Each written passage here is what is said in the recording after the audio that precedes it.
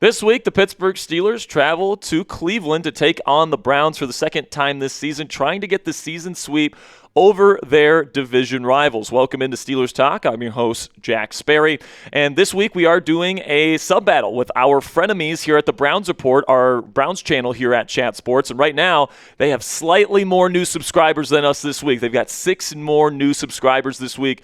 More than us. We're trying to pass them right now, guys, because we've never lost a sub-battle here on Steelers Talk in the history of our channel. We're not about to lose our first one to the frickin' Browns. So make sure you guys click that subscribe button. If you're new to the channel, if you guys care about the Pittsburgh Steelers, you want to help us beat the Browns Report today, make sure you guys click that subscribe button. And new viewers, we are counting on you guys. There are thousands of people that are watching this video right now that are already subscribed. Those guys are the real ones. They can't help us out here. It's got to be new blood. New subscribers is what we're looking for here, guys. So if you've been watching our channel for a while, you like our content, but you haven't clicked that subscribe button, help us beat the Browns right now by clicking that subscribe button and joining the Steelers Talk family today.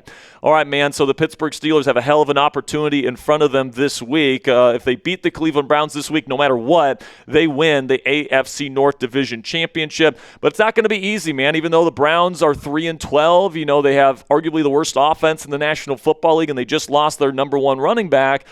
This is a team that the Steelers have had kind of a tough time beating in their stadium. I mean, just look at last year on a Thursday night in a blizzard.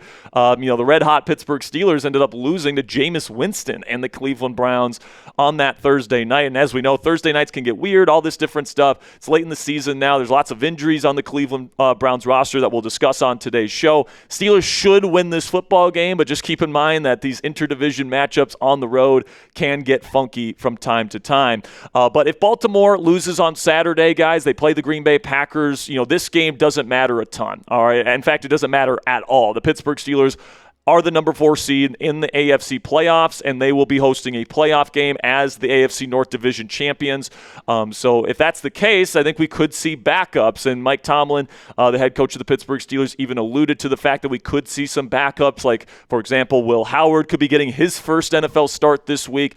If the Steelers have the division locked up, we could see Cam Hayward, TJ Watt, Jalen Ramsey, some of the older veterans on this team that this team, frankly, can't afford to lose to injury in the final 2 weeks. Could see those guys take a couple games off here before the playoff game at Acrisure Stadium. But with that said, Pittsburgh absolutely this week needs to prepare as if they need to win this game on Sunday afternoon, because if the Ravens can pull off the upset versus the Green Bay Packers, the Steelers need to win this football game against a team with a really good defense on the road to be able to lock up this division and shut the door on the Baltimore Ravens before we play Baltimore in the season finale at Acrisure Stadium next week. Now, the good news is Mike Tomlin is really good against rookie quarterbacks. And, of course, Shedeur Sanders, rookie quarterback out of Colorado, is the Browns' starting quarterback right now.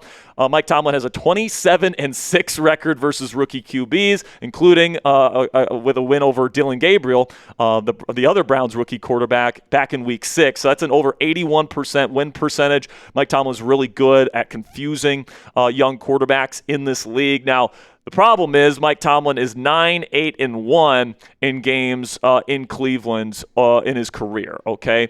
So that's something to keep in mind when it comes to Mike Tomlin. But you guys can take a look at what happened the first time around here between these two clubs back in Week 6 at Acrisure Stadium, and the Steelers absolutely got after that ass, all right? Dylan Gabriel, 52 pass attempts. I'm expecting a similar number from Shedeur Sanders in this game because of some of the injuries that the Browns have in the running back room.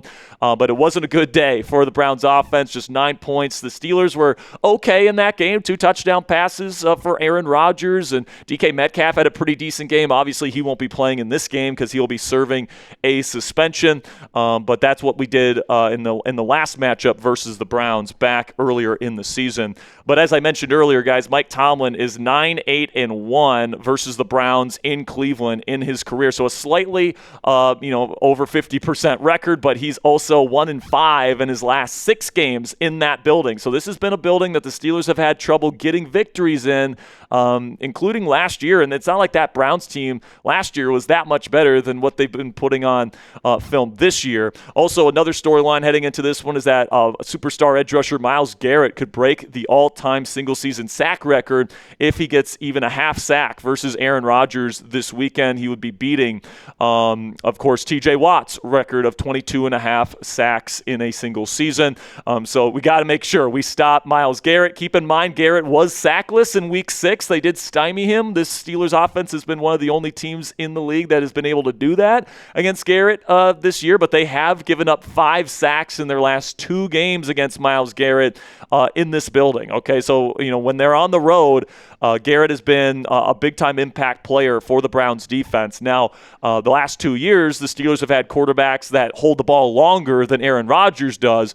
So if Rodgers is playing on Sunday, Garrett better get to him quick because we know Rodgers loves to get that ball out fast. Now, the Browns have suffered a lot of really unfortunate injuries this year. Quinshon Judkins just broke his fibula last week. He's going to be out for the rest of the season. Our thoughts and prayers go out to him, by the way.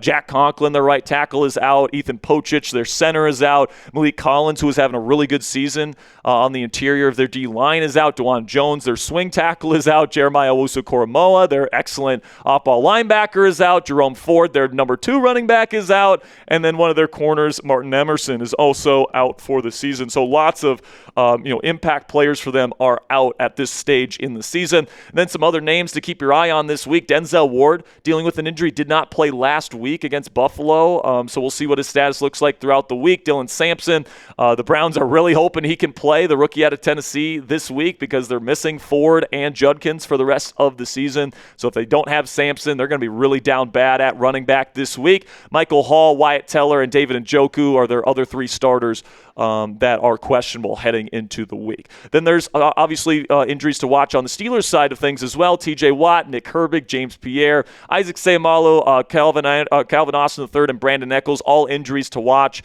this week. My guess is, they will be very cautious with these guys if the Steelers have the division locked up with a Ravens loss on Saturday. Now we can get into the scheme breakdown for the Cleveland Browns and what you guys can expect from this coaching staff on Sunday afternoon. Kevin Stefanski is their head coach. He has a record of 43-56, and it's kind of crazy that guy has won 2 Coach of the Year trophies. Mike Tomlin has 0, and Stefanski has a below 500 record by 13 games. That's kind of a crazy thing to think about, but they do run an old-school Shanahan-style offense, lots of heavy personnel. Tommy Reese is their offensive play caller here in Cleveland, and then Jim Schwartz is an excellent DC, calling an attacking 4-2 defense. Lots of press, lots of man coverage. Expect to see a lot of that from this Cleveland defense on Sunday afternoon. You guys can take a look at where this offense ranks among the rest of the National Football League, and it's not great. They're dead last in a lot of key areas: yards per play, EPA per play, EPA per pass, success rate. It's just not a very good offense. They're 31st in points per game at just 16.4. They give the ball away too, 22 giveaways. So there's just not a whole lot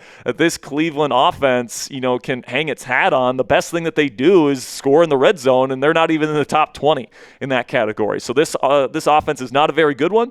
And with the Steelers defense playing, as red hot as they have been lately, I think that this is a group that they should be able to shut down yet again, just like they did in Week 6. You guys can take a look at the Browns' offensive roster. Shadur Sanders, this rookie out of Colorado, is their starting quarterback for the rest of this season. Cam Robinson is their starting left tackle with Joel Bitonio, the former Pro Bowl left guard. Then you've got Luke Whippler, the young center. Then you got Wyatt Teller, who is questionable to play in this game, but he is their projected starting right guard. And then they've got KT Leviston as their starting right tackle. Then at the skill position players, you got Jerry Jeudy and Cedric Tillman. Isaiah Bond out of Texas has also had a pretty decent rookie season, especially when Shadur Sanders has been throwing him the football. Harold Fannin Jr., I think, has over 700 yards as a rookie tight end. They feed him a lot.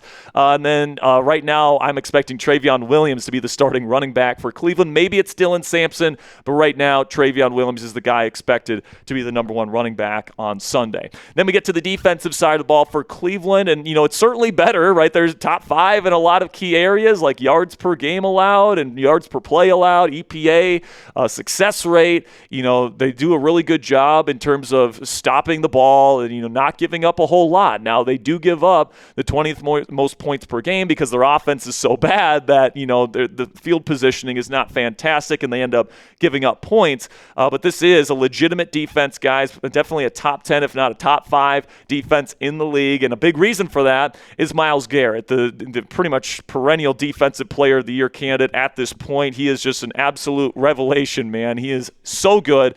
He's got an incredible bull rush. He can win with speed. He can win with finesse. He can beat you in every which way, which is why every team doubles and even triple teams him, and he's still able to have the impact on the football game that he does and still be able to put up as many sacks as he has put up this season. Mason Graham has been an excellent rookie out of Michigan for them, their first-round selection. Shelby Harris has played pretty decently for them after the injury to Malik Collins, and then Isaiah McGuire is their starting edge there. Then you get to the off-ball linebackers, Carson Swessinger and Devin Bush both played very well this season.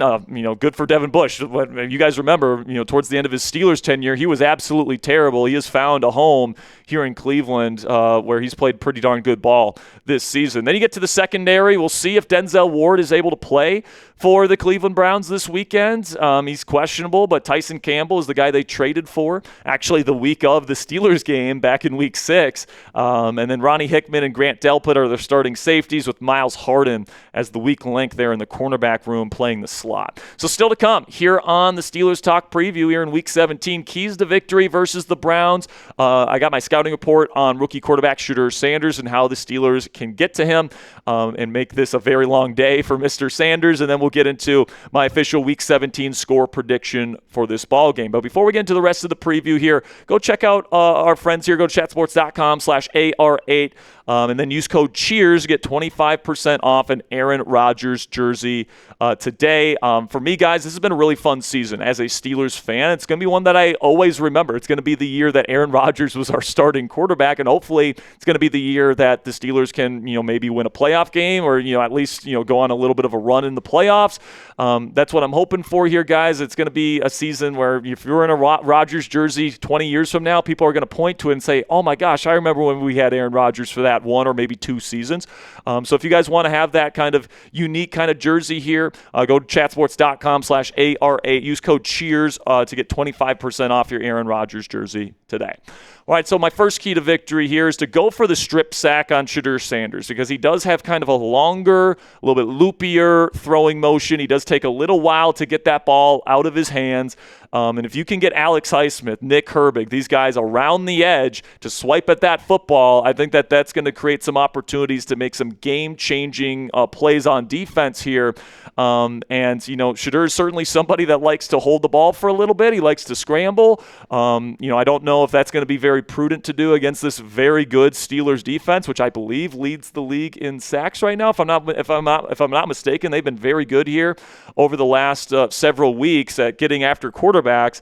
And I think that Cleveland's going to be very pass heavy in this game. We just talked about the injury situation at the running back position in Cleveland, and I don't think they're going to want to run the ball a whole lot in this football game. I think they're going to try and be methodical down the field, use the screen game as an extension of the run game, and they're going to try and do a lot of quick game stuff to try and replace their run game with Shedeur Sanders throwing the football. So there's going to be a lot of pass attempts from Shedeur in this game, and usually that's a recipe for failure when you're playing against Mike Tomlin defenses for the first time.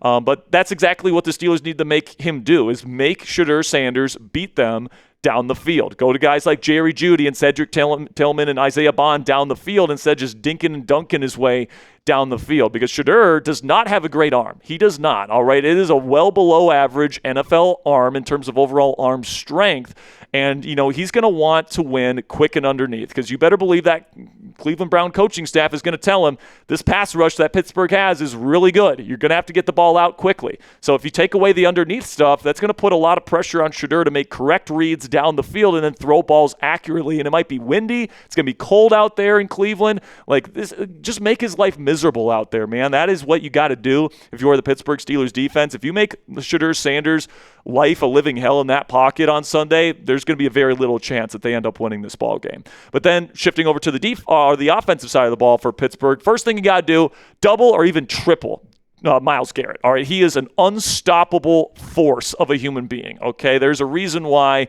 every single team double and triple teams him, and he still is on pace to break the all-time sack record in just 17 weeks. Right, so that's definitely something you got to do, and you got to limit his impact on this football game. The two ways you can do that if you're the Pittsburgh Steelers, not only do you give Dylan Cook a lot of help on him and double teams and triple teams, but you run the football. All right, you look at the defensive numbers for the Cleveland Browns. Their EPA per rush allowed is a lot worse than it is EPA per pass allowed because obviously that pass rush here in Cleveland is their bread and butter. And if you can run the football effectively on this Cleveland Browns team, you can really negate the impact Myles Garrett can have as a pass rusher. And as we know, Jalen Warren, Kenny Gainwell just ran for 230 on the Detroit Lions in Detroit last week. I'm not saying that they're going to repeat that performance, but we know this running back duo is more than capable of having a very successful day on the ground. Plus, this offensive line from the Pittsburgh Steelers probably had its best week of the season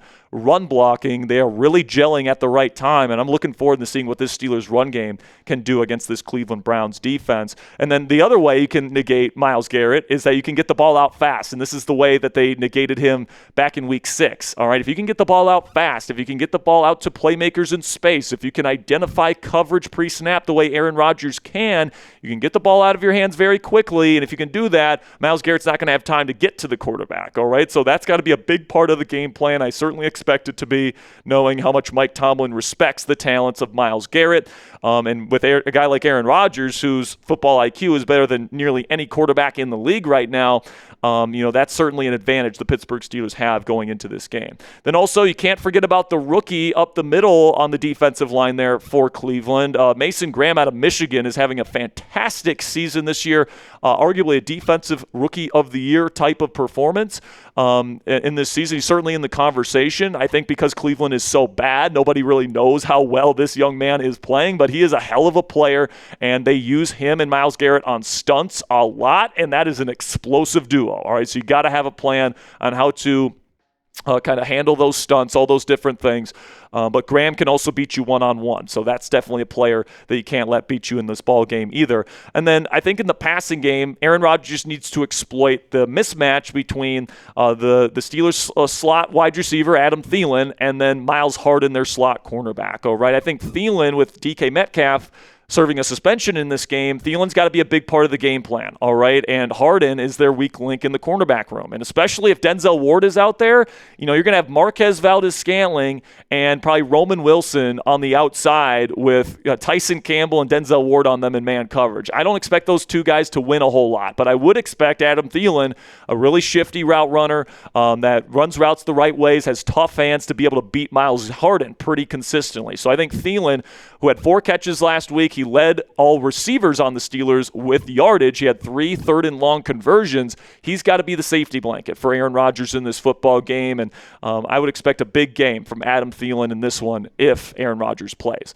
Then we get to the final key to victory here in this ball game for me, guys, which is to protect the football. All right, I think that this is one of those games that could be a bit low-scoring, kind of a classic AFC North type of matchup, and in those types of football games, like one turnover, one pick six, one sack fumble can completely change the course of the ball game, all right? And we've seen with the Pittsburgh Steelers this year, when they don't turn the football over, they win football games. They are 6-0 this year in a game without a turnover, all right? So this is an offense that has done a really good job of that. I don't think Aaron Rodgers has thrown an interception in like 5 games at this point. He's done a really good job of that.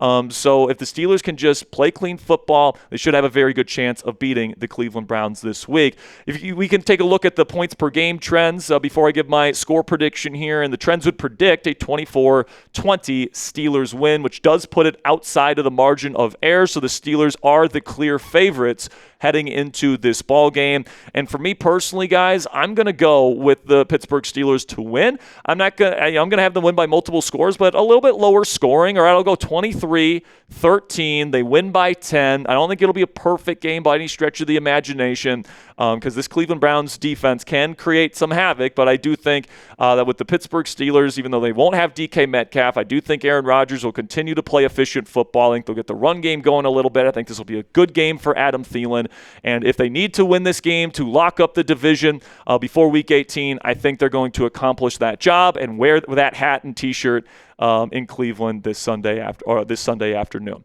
So it's your turn. Let me know down there in the comments section. Predict the score of Steelers versus Browns for this week's matchup. I've got 23-13 Steelers win. Let me know your guys' take down there in the comments section. And we'll be going live for this football game on Sunday afternoon, guys. We'll be going live an hour before kickoff at 12 p.m. Eastern Time. And then we'll be having live play-by-play and analysis of the game itself and post-game reaction. Hopefully by the end of that game, the Steelers are AFC North champions. And they have a bye week heading into Week 18 as they play the Baltimore Ravens in a game that does not matter in terms of their playoff implications. But that'll be it for today's edition of Steelers Talk by Chat Sports. We have in-depth previews like this for every single Steelers game. We're going to be having it for the Ravens game next week. We're going to be having them for the postseason games that the Steelers are going to be playing this year. So make sure you guys click that subscribe button if you haven't already. Until next time, guys, here we go, Steelers.